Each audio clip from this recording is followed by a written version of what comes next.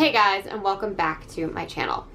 So I know this video is just a little bit more delayed than I had wanted it to be. I was hoping to get it up a couple days earlier, but that didn't happen. But we are finally going to talk about Kristopher Triana's novel, Ex-Boogeyman. If you've watched my February wrap-up, that should be my last video that went up, you probably have an idea of what I thought of this book. But I'm very, very, very excited to talk about this.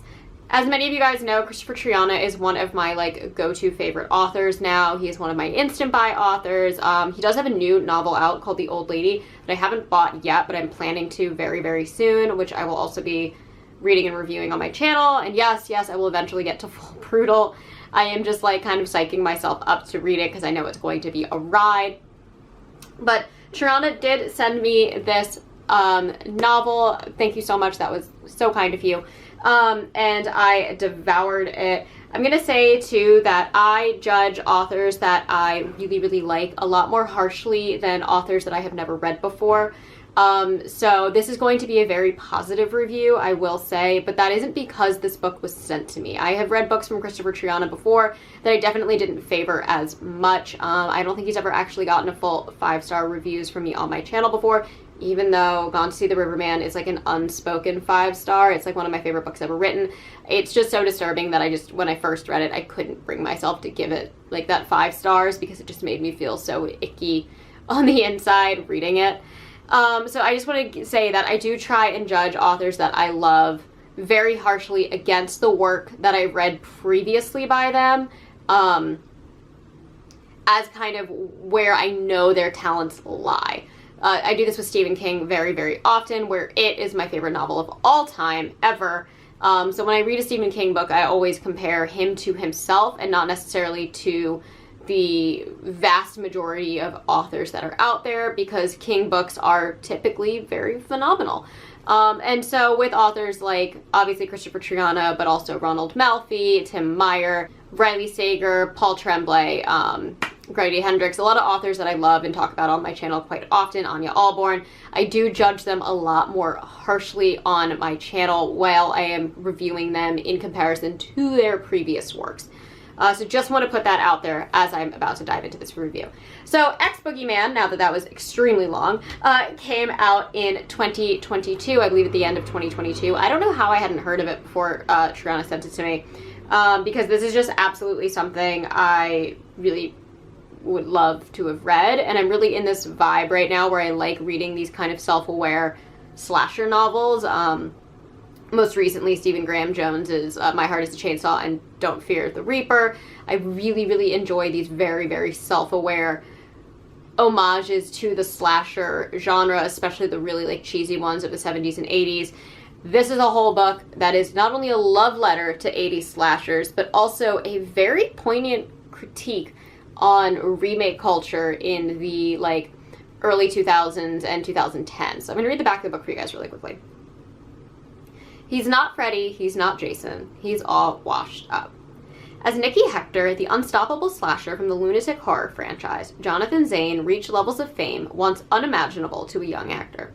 On top of headlining 15 films, he appeared on MTV, had his own 976 number, and became one of the most recognizable faces of the 1980s.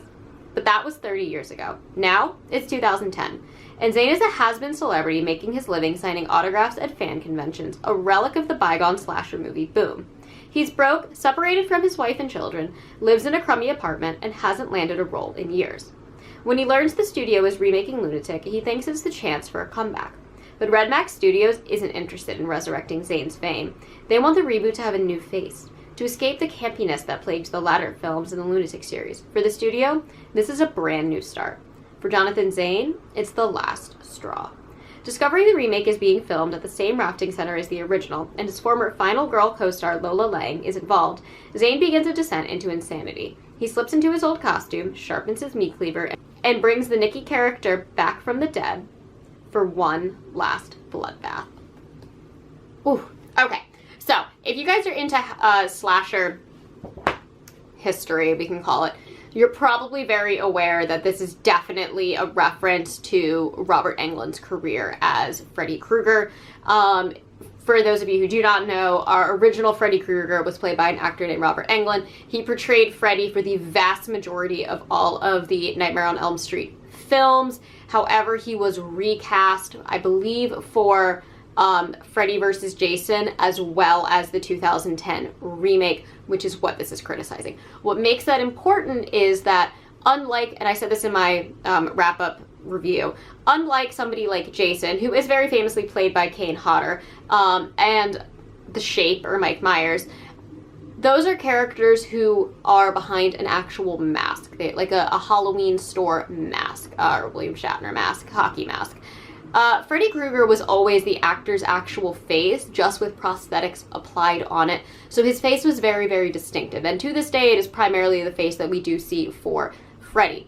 That is the same premise that we have with this character, Nikki Hector, played by this actor, Jonathan Zane.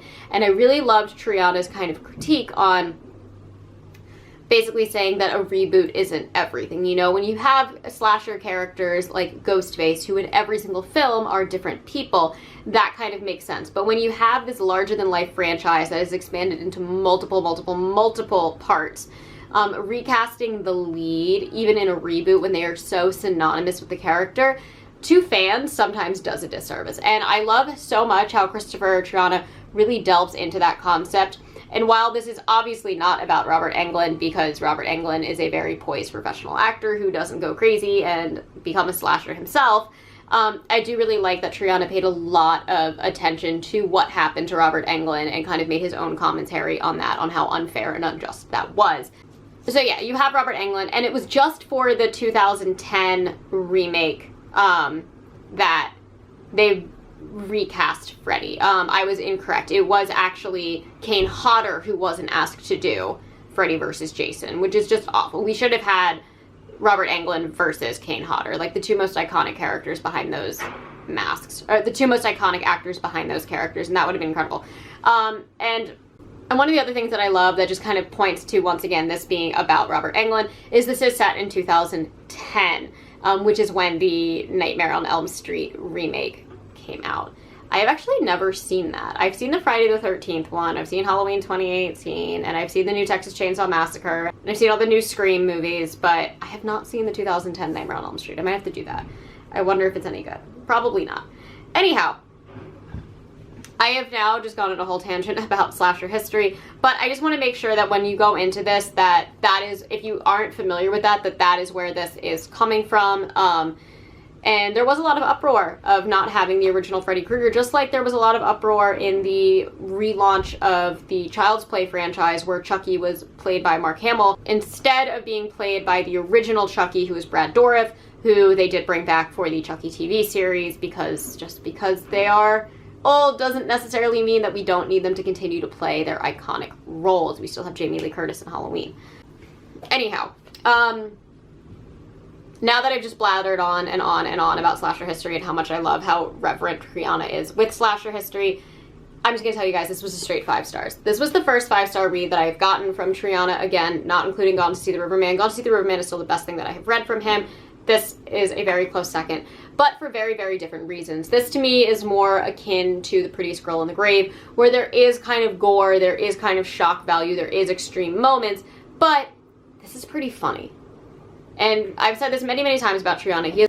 He's a very good way of bringing humor as a light in the darkness of his extreme horror. And I think this does the best way, because we don't watch slasher movies necessarily for the gore. We watch them for the cheesy special effects, the over-the-top acting, the ridiculous absurdity of the teenagers. And this book really, really captures all of that, while still kind of having this, like, new nightmare Wes Craven awareness and breaking of the fourth wall within it. It is very aware that it is a slasher telling a slasher story, and I absolutely adored that. I loved Nikki Hector. I thought his film that he is in just sounds like a movie I wish was real, that I really want to see. It pays, his whole franchise pays so much tribute, mainly honestly to the Friday the 13th franchises, and just the insane absurdity that goes on as that franchise continues. I really, really loved how Triana, in creating his character, makes him very much fit in with the giants that are there. I loved the setting of the rafting center. I thought that was great. And then I really, really loved our kind of like teenage characters that are in this. I loved our final girl, who is like your Jamie Lee Curtis kind of character. Resurrecting her role unintentionally. I thought she was a very, very good final girl. I loved how her story of getting into the role and her relationship with the franchise and then coming back to the franchise through a new lens was really, really fleshed out in a way that an actual final girl actress probably would have operated. And then I loved all of our teen characters. I love that Kristopher Triana really had a wide range of characters as well, including somebody who was as young as, I believe, 12 years old, might have been 13, and then all the way up to like almost like 30. So they aren't necessarily like teens in the traditional convention, and therefore they honestly had a lot more depth than most of the characters that you would normally see in a slasher film. And I think you really need that for a novel to work, because you're going to be with these characters so frequently, and many of the chapters kind of split perspective, and we get focus on individual characters per chapter, and you really get insight into who they are, and I really, really loved that. Now at the same time, you also kind of have like the assholes that you don't necessarily want to see survive the horror movie, and they come up, and they also don't maybe have as much depth given to them, but they definitely have enough that you are rooting for their end to come quickly, and then when it does come, it's just so satisfying.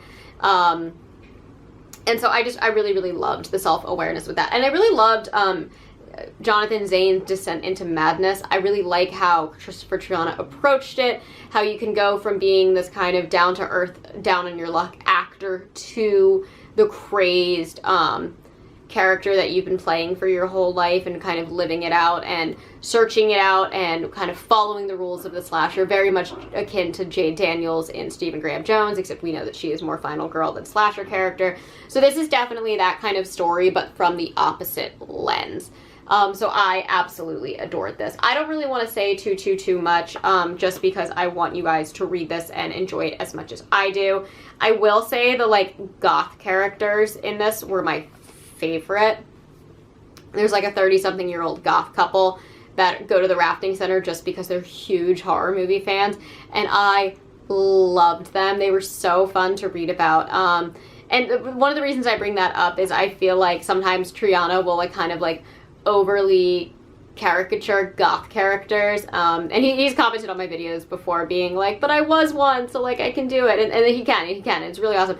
But there was so much reverence for the kind of like gothy horror fanatics in the story, and I just really appreciated it because it just made them like so likable and fun, and they weren't just the cliche like, I'm into horror and like weird stuff, so I'm gonna be the weird person. And they were like actually very, very heroic characters, and I loved that. I loved that. I loved that.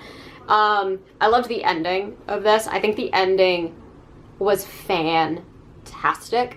This book kind of ended in like a cliche kind of horror movie way, but it really had the Carrie popping out of the grave at the very last shot moment with it, and I really loved how kind of dark and twisted and original the ending was. And again, I just absolutely adored this book. 5 stars. Kristopher Triana continues to impress me. And again, this is not because he sent me this book, but I will say I probably wouldn't have picked this book up had I not had it sent to me, because I didn't even really know it had come out. I feel like nobody is talking about this book, so I'm going to be the one to say, if you love Kristopher Triana, pick this up. It is so good, especially if you love slashers. It is just so fun. It is morbid. It is grotesque. It is just kooky and campy, and such a great concept for a slasher in novel form. I think it really it did so much justice, and I wish the Lunatic franchise was real, because I would absolutely watch it. At least the first one. I don't know about Nikki Hector going to Hawaii, but I would definitely watch the first one.